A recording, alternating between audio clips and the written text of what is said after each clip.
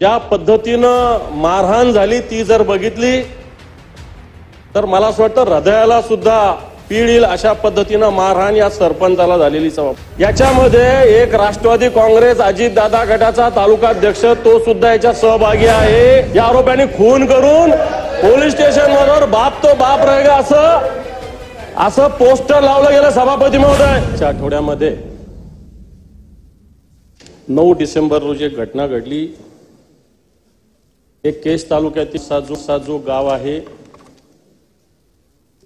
या गावातील एक सरपंच आहे संतोष अण्णा देशमुख आणि या संतोष अण्णा देशमुखांचा खून करण्यात आला। खून करत असताना तर या सगळ्या घटनेची पार्श्वभूमी जर बघितली तर यामध्ये एक या भागामध्ये एक कंपनी काम करते, Avaada energy private limited company नावाची कंपनी, आणि या कंपनीमध्ये काही लोक 6 तारखेला घुसण्याचा प्रयत्न करत होते। तिथल्या वॉचमनला त्यांनी मारहाण केली। मारहाण केल्यानंतर कंपनी ज्या क्षेत्रात आहे त्या भागातील सरपंचाला तिथल्या वॉचमननी तो त्या गावातला राहणार असल्यामुळे त्याला फोन करून बोलावलं आणि नंतर गावकरी आणि तिथल्या काही लोकांमध्ये बाचाबाची झाली। कंपनीच्या अधिकाऱ्यांनाही जे लोक आले होते त्यांनी मारहाण केली आणि ही सगळी मारहाण झाल्यानंतर एक गुन्हा दाखल झाला आणि हा गुन्हा दाखल झाला आणि लगेच या गुन्ह्यात जामीन सुद्धा झाली। सभापती महोदय, इथले जे पोलीस स्टेशनचे अधिकारी आहेत यांचा पूर्ण निष्काळजीपणा। जामीन झाल्यानंतर हे पोलीस अधिकारी आरोपींसोबत बसले, उठले, चहापान झाले, याचे सुद्धा फोटोग्राफ्स व्हायरल झालेले आहेत। जे पोलीस अधिकाऱ्यांनी आरोपीवर कारवाई करायची, आरोपीची जामीन झाल्यावर पोलीस अधिकारी त्यांच्याबरोबर पार्टी करतात, जेवण करतात, चहापान करतात।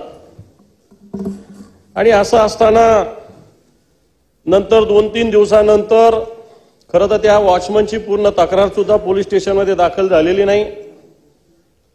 वॉचमन हा अॅट्रॉसिटी दाखल करा अशी मागणी करत होता, ती झाली नाही।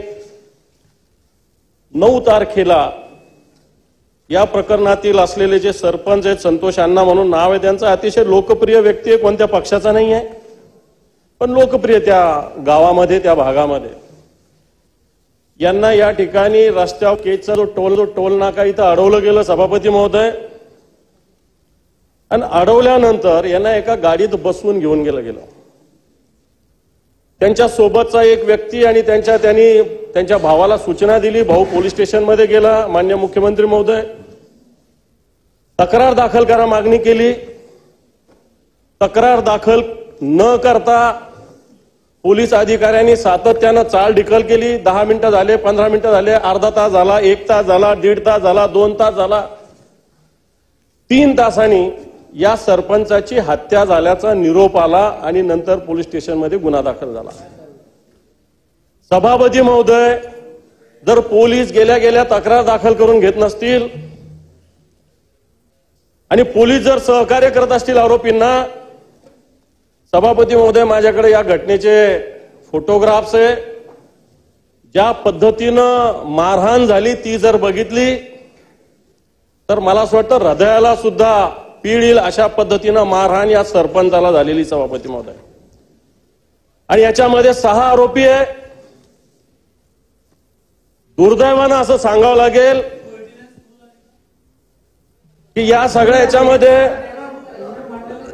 सभापती महोदय वेळेची मर्यादा दिली, राजकीय पक्षाशी संबंधित एक राष्ट्र सगळं त्याच्यात आपल्याला मुख्य आता बंद पण जाहीर केलेला आहे संघटनांनी, तर त्यामधले जे महत्वाचा मुद्दा आहे महत्वाचं होतं।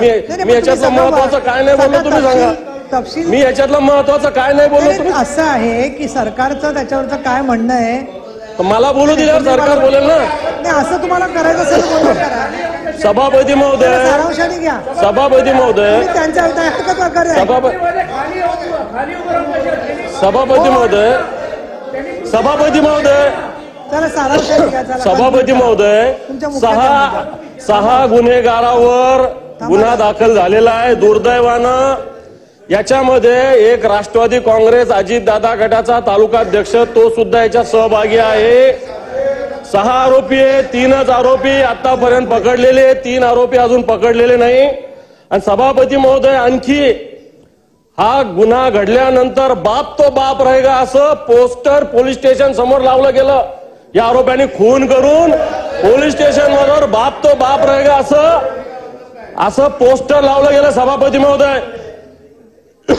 आणि माझी याच्यातून आपल्या मार्फत सरकारला मागणी आहे, जर गुन्हेगार असं बाप तो बाप रहेगा म्हणतो खून करून, अजून 3 गुन्हेगार फरारी आहे. माझी मागणी आहे की या 3 गुन्हेगारांवर लवकरात लवकर आपण अटक करावी. या सगळ्या गुन्हेगाराचे सीडीआर रिपोर्ट तपासावे. कोणत्या कोणत्या राजकीय पक्षाशी ते संबंधित आहे, कोणी कोणी यांना फोन केलेला आहे आणि कोणी कोणी यांना वाचवण्याचा. दानवे साहेब, आपण वेळ दिला नाही, पण बोलू द्या. म्हणजे आपण वेळेची मर्यादा पाळली पाहिजे. आपण सांगितलं होतं मी तुम्हाला परवानगी देते, पण थोडक्यात घ्या. आता बरोबर 5 मिनिटं झाली. 12 वाजून 10ला सुरू झाला, 6 मिनिटं झाली. एरवी बोलायला तेवढा वेळ मिळतं. मी आपला विचार करते की आता प्रश्न गंभीर आहे, पण तुम्ही थोडक्यात सारांश करा. ताबडतोब इथं 6 आरोपी आहेत दादा, माननीय चंद्रकांत दादा. सभापती महोदय, इथं 6 आरोपी आहेत. इकडे येऊन बोला. या 6 पैकी 3 अटक झालेले आहेत. 3 राजकीय पक्षाशी संबंधित आहे आणि 1 राजकीय पक्षाशी संबंधित असंही म्हणतात. मला माहिती नाही की आपल्या मंत्री असलेले एक जे बीड जिल्ह्यातले मंत्री आहेत, त्यांचे एक जवळचे वाल्मिक अण्णा नाव आहे त्यांचं, त्यांनी सुद्धा या आरोपींना फोन केले, या पोलीस स्टेशनला फोन केले. अशा प्रकारचा सुद्धा आरोप त्या भागातील जनतेनं केलेला आहे.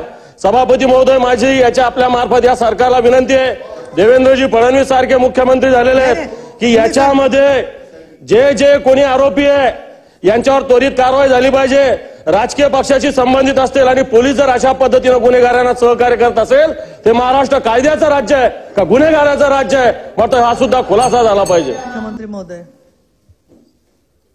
माननीय उपसभापती महोदया, बीड जिल्ह्यामध्ये मसाजोगला जी काही घटना झाली आहे ती अतिशय गंभीर अशा प्रकारची घटना आहे. एका तरुण सरपंचाचा अतिशय निघृण अशा प्रकारचा खून हा त्या ठिकाणी करण्यात आलेला आहे आणि निश्चितच ही घटना सरकारने देखील अतिशय गांभीर्याने घेतलेली आहे. या संदर्भात तिथला जो पीआय आहे त्याला सक्तीच्या रजेवर पाठवलाय. त्यावेळेचा जो इन्चार्ज पीएसआय आहे त्याला सस्पेंड केलेला आहे. 3 आरोपींना अटक केलेली आहे. काही आरोपी अद्याप फरार असले तरी त्यांना शोधून काढून त्यांना देखील निश्चितपणे अटक करण्यात येईल. मुळातच मी माननीय विरोधी पक्षनेत्यांना एवढंच सांगू इच्छितो की आरोपी कुठल्या पक्षाचा आहे, जातीचा आहे, धर्माचा आहे, कुठली भाषा बोलतो, कोणाशी संबंधित आहे, अशा प्रकारचा विचार न करता जो खरोखर घटनेमध्ये इन्व्हॉल्व असेल अशा प्रत्येकावर कारवाई केलीच जाईल. याकरताच ही केस सीआयडी क्राईमला ट्रान्सफर केलेली आहे. तिथे या संदर्भात एक स्पेशल एसआयटी तयार करण्याला सांगितलेली आहे. या एसआयटीच्या मार्फत याची चौकशी करून या घटनेच्या पाठीमागे जे कोणी असतील त्यांना शोधून काढून त्यांच्यावर कारवाई केली जाईल. माझी आपल्याला एवढीच विनंती आहे, हे सभागृह एक सर्वोच्च सभागृह आहे.